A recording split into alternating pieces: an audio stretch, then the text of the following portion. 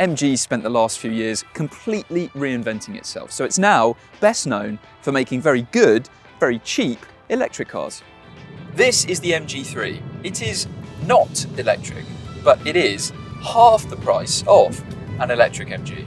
So if you're looking at a small electric car from MG, might you be better off saving loads of money and just getting this? In this review, we're telling you 10 things you need to know about the MG3. But first, if you want to see lots more reviews like this, make sure you subscribe to our channel and go to whatcar.com to get a great deal on your next car.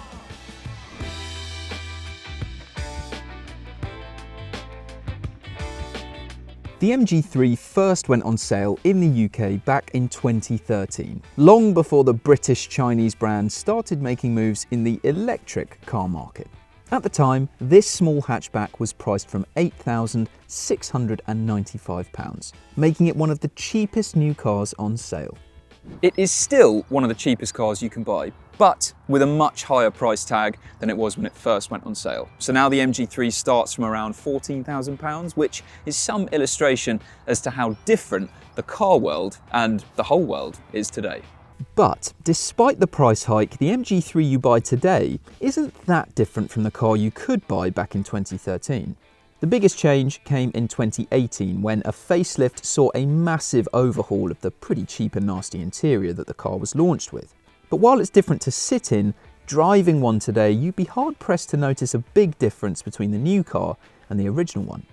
There will be a new MG3 before the end of next year, and interestingly, it's not going fully electric. Apparently, it will stick with petrol power, but probably with a hybrid setup.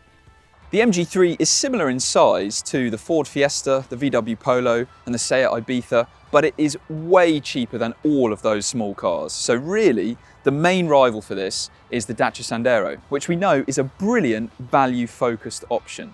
And also for the money, this is up against smaller city cars like the Kia Picanto and the Hyundai i10. So this is one of the cheapest new cars you can buy. Can you tell that when you're sat inside it? To be honest, the cheapness is pretty well hidden until you start touching things here and there and realise that actually the materials aren't that nice. The build quality is pretty good, but it just definitely doesn't feel plush, and you are always aware that you're in a fairly basic, cheap new car.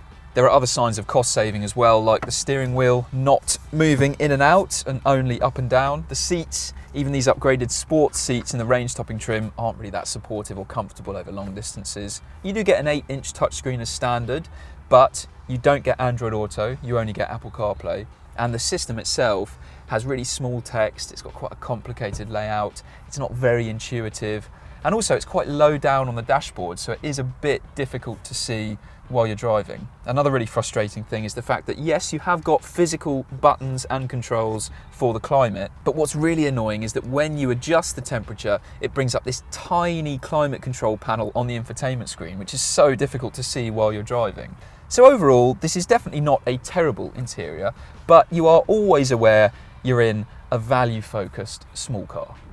Space in the back of the MG3 is really very impressive considering the size of this car. So you'd have to be over 6 foot to have any kind of sense of being cramped back here, because otherwise headroom is good, legroom also good. There's loads of space under the seat in front of you. This driver's seat is as low as it will go, and it's very, very good. And 4 adults in this car will be absolutely fine unless they're extremely tall. It's not perfect back here because the rear doors don't open particularly far, so access isn't brilliant, and it might be a bit frustrating if you're trying to load things into the back of the car. And there's no door bins in the back of the MG3 either, but ultimately a Sandero is a little bit more practical. But given the size and the price of the MG3, this is very, very good. It's a similar story for the boot. Now, admittedly, it's not as big as a Fiesta, as a Polo, as an Ibiza, but remember how much cheaper this is compared to them. And you've still got really quite a practical space back here considering the size. Admittedly, it's not as practical as a Sandero, but still. You do have quite a big loading lip at the front here, but it means you've got a very deep boot. It's a very simple, practical shape. You've got a lot of underfloor storage as well. You can fold down the rear seats if you want to make it even more spacious, although if you do, there's a bit of a step up to them from the boot floor. But again, for the money, considering the size of the car, it's not bad at all. The MG3 has only ever been available with one engine since going on launch, and it is this 4-cylinder 1.5 litre naturally aspirated petrol with 105 brake horsepower. This is very similar to the engine the car launched with 10 years ago, but in 2016, as part of a facelift, it had a few updates to help reduce CO2 emissions and also fit it with a stop-start system. So effectively, the engine that you get with your MG3 today is very similar to the one that you would have got with an MG3 back in 2013. And even then, it would have felt pretty old. The problem with it is that it's just absolutely gutless from low revs. So it will do 0 to 60 miles per hour in 10.4 seconds, but to make this feel even remotely quick, you have to be absolutely thrashing it, because from low revs, there's just nothing really much going on. Compared to a rival, which will almost certainly have a turbocharger in it, then this is nowhere near as relaxed and competent and quick off the line. The 5-speed manual gearbox that the MG3 gets also isn't particularly good, so it's got quite a notchy shift quality to it. It's just not very slick or enjoyable to use. And really, the engine and the gearbox make this new car feel pretty old. And that is the same with many other aspects of the MG3 on the road, especially the ride. The suspension setup on the MG3 just doesn't feel very sophisticated. You are constantly moving around very abruptly and aggressively inside this car. So any pothole, any broken surface on the road massively unsettles this. So really just going down a broken B road feels a lot like getting beaten up inside this MG3. You are moving around loads, the car never settles down. It's not back-breakingly uncomfortable in the way that a really, really firm hot hatch could be, but this just is nowhere near as comfortable or as calm or as relaxing as a Sandero, which is just all round a much better car than this on the road. The steering in the MG3 also isn't particularly great. It's very numb around centre.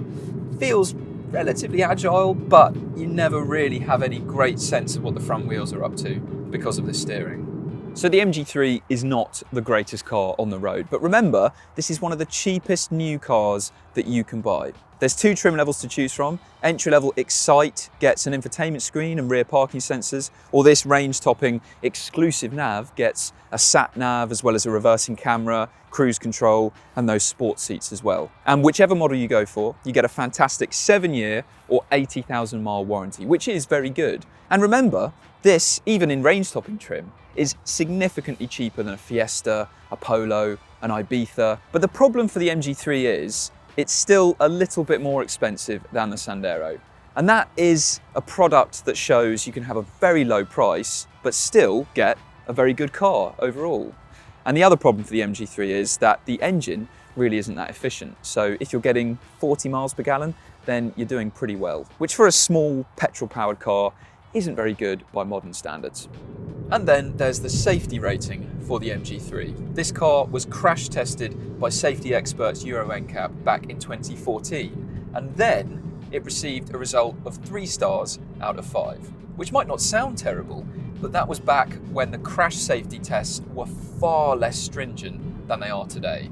So 3 out of 5 back in 2014, by today's standards, is awful. The best thing about the MG3 is definitely the low price. And the worst thing is the ride.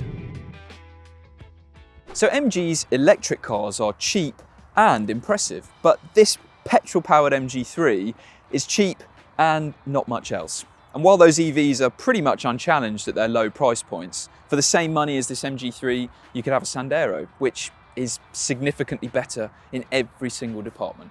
If you do want to find out more about this MG3, then go to whatcar.com, where you can also get a great deal on your next car. But before you go, subscribe to our channel to see lots more reviews like this, and tell us in the comments below what you think of the MG3.